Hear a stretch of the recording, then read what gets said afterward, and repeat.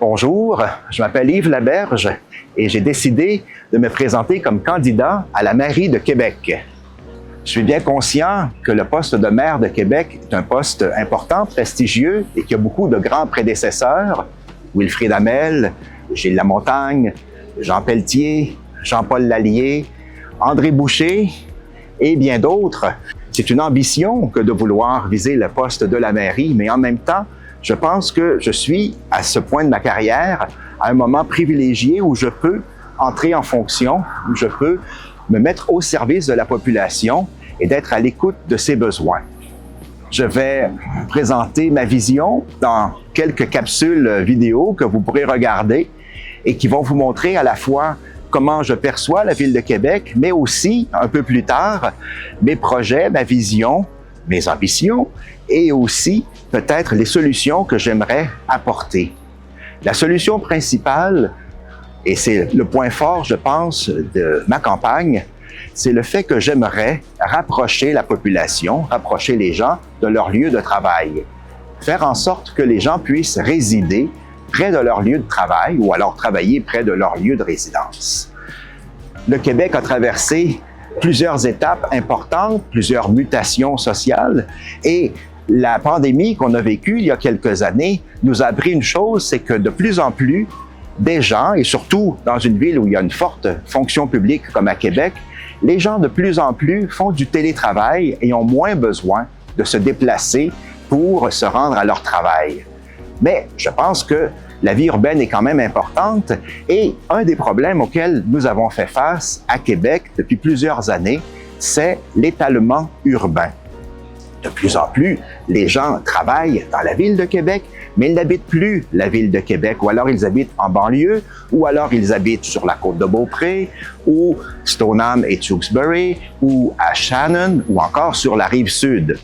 Ce sont de très beaux endroits aussi, mais si ces municipalités qui sont à l'extérieur du territoire de la ville de Québec voient leur population augmenter, ce n'est pas parce que ce sont des gens nés là-bas qui ont des enfants et de grandes familles, mais ce sont plutôt des gens qui étaient auparavant établis à Québec et qui décident, ou parfois qui ne décident pas, mais qui sont forcés d'aller vivre très loin du centre-ville de Québec parce que les taxes municipales sont devenues trop élevées. Alors, c'est un problème, et ce problème de taxes trop élevées amène d'autres problèmes, et entre autres, le problème de l'étalement urbain, le problème des embouteillages et les problèmes de circulation à l'intérieur de la ville de Québec. L'étalement urbain n'est pas exclusif à la ville de Québec. Ce problème, on le rencontre dans beaucoup de grandes villes nord-américaines et ailleurs, et il y a plusieurs façons de faire face à ce problème-là. Déjà, à l'époque du maire Régis Labaume, on parlait de miser sur la densification afin de contrer la tendance vers l'étalement urbain. C'est un problème réel et moi, je pense qu'il faut au contraire inciter de plus en plus de gens qui travaillent au centre-ville ou dans le milieu de la ville de Québec, d'inciter donc des gens à résider près de leur lieu de travail. Les inciter, ça veut dire les aider à trouver des moyens pour pouvoir résider près de leur lieu de travail, sans pour autant les forcer, ni non plus imposer cette mesure à toute la population. Je crois qu'au contraire, cette mesure n'est pas applicable pour la majorité de la population, ni même pour le quart de la population. Mais si on peut inciter quelques milliers de personnes qui travaillent au centre-ville de Québec, que ce soit dans la basse-ville ou dans la haute-ville, si on peut les inciter à venir résider ici, à moins d'1 kilomètre de leur lieu de travail, eh bien à ce moment-là, on aurait quelques milliers de personnes de moins dans les embouteillages, sur les autoroutes périphériques et sur les ponts. Et à ce moment-là, ça nous éviterait tous ces problèmes et toutes ces solutions fausses que sont le troisième lien et aussi le tramway. Je pense que si plus de gens qui travaillent à la ville de Québec résidaient près de leur lieu de travail, nous n'aurions ni besoin du tramway, ni d'un troisième lien. Mais je vous expliquerai tout cela dans de prochaines capsules et j'espère que vous les regarderez également. Je voulais vous parler aujourd'hui de la vision que j'ai de la démocratie dans une municipalité comme la Ville de Québec. Je pense que la Ville de Québec a une dynamique intéressante parce qu'elle échappe à la question des partis ou des clivages gauche-droite que l'on voit en politique provinciale. La Ville de Québec échappe à ces clivages parce que les candidats qui se présentent sont dans des partis, mais au fond, si vous regardez les noms des partis politiques, ils pourraient être interchangeables parce que tout le monde veut une ville efficace avec du respect, de la force, de la fierté. Les candidats, en fait, sont plus importants que le nom de leur parti ou que la symbolique des titres des partis politiques. Souvent, au cours des derniers jours, j'ai parlé à des électeurs rencontrés au hasard dans la rue et beaucoup exprimaient leur insatisfaction face à l'administration actuelle. Je les confrontais parfois sur leur attitude en tant qu'électeurs. Je leur disais, vous vous plaignez de l'administration actuelle, vous êtes insatisfait de la direction que prend la ville, mais qu'est-ce que vous avez fait lors de la dernière élection? Alors certains me répondent, je n'ai pas voté. D'autres vont me dire, je suis allé voter, mais j'ai coché toutes les cases. D'autres vont me dire, je voulais aller voter, mais je n'y suis pas allé. Alors, je crois que c'est une grande leçon de démocratie à chaque fois qu'il y a un vote, à chaque fois qu'il y a un scrutin, de dire aux gens, mais c'est vous qui pouvez faire la différence. Et aux gens qui disent, oui, mais ce n'est seulement qu'un vote, je leur répondrai que votre vote, au fond, votre vote a la même valeur que n'importe quel autre vote. Et si beaucoup de personnes s'abstiennent de ce droit fondamental, qui est celui d'aller voter, un droit et un devoir, eh bien, à ce moment-là,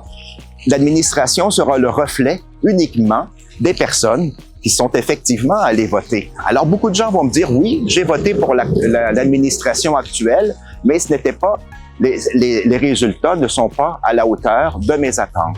D'autres, au contraire, vont dire, je suis en désaccord avec la tendance que prend la Ville de Québec, autant pour ce qui est du tramway, autant pour ce qui est du troisième lien, autant pour ce qui est de la présence des pistes cyclables, autant pour cette piétonisation du Vieux-Québec qui enlève l'accès à beaucoup de gens qui n'habitent pas le Vieux-Québec, qui habitent la région de Québec, mais qui voudraient visiter plus souvent le Vieux-Québec et trouver un endroit pour se stationner. Nous avons, oui, plusieurs enjeux dans la Ville de Québec, mais je pense que c'est important de se prononcer clairement pour ces enjeux au moment du vote, au moment du scrutin, le 2 novembre prochain. Et à ce moment-là, les gens vont dire, un candidat comme Yves Laberge s'oppose au troisième lien, il s'oppose au tramway et il veut placer un moratoire sur tout ce qui touche les pistes cyclables, qu'on puisse reconsidérer si les pistes cyclables sont vraiment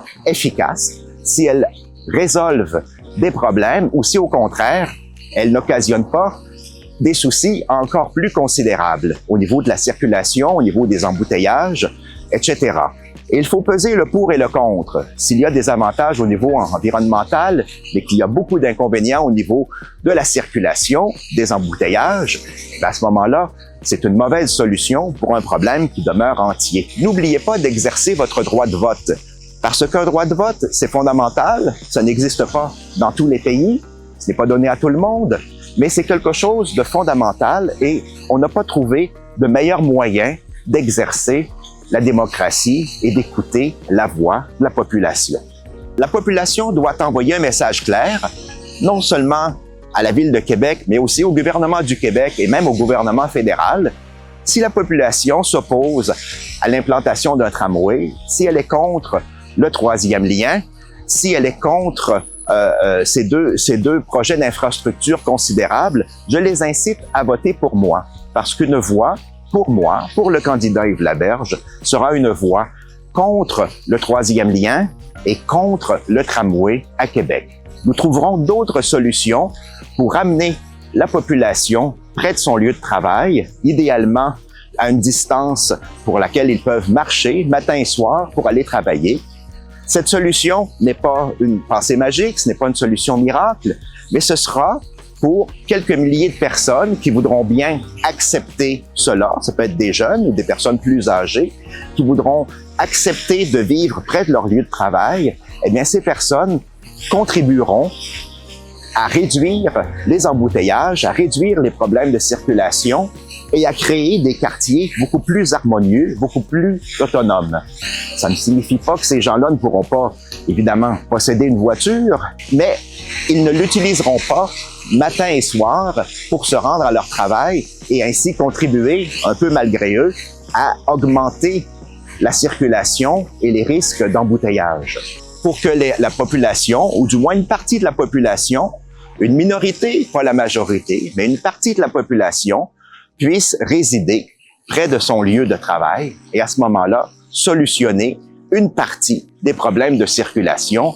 auxquels nous faisons face. Il n'y a pas de remède miracle, il n'y a pas de remède magique, on ne résoudra pas tous les problèmes, mais si on peut, par certaines actions bien ciblées, inciter une partie de la population à étudier près de son lieu de résidence ou à résider près de son lieu d'études, eh bien à ce moment-là, je pense qu'on pourra contribuer à résoudre une partie des problèmes et à réduire considérablement les questions de circulation et d'embouteillage dans la ville de Québec.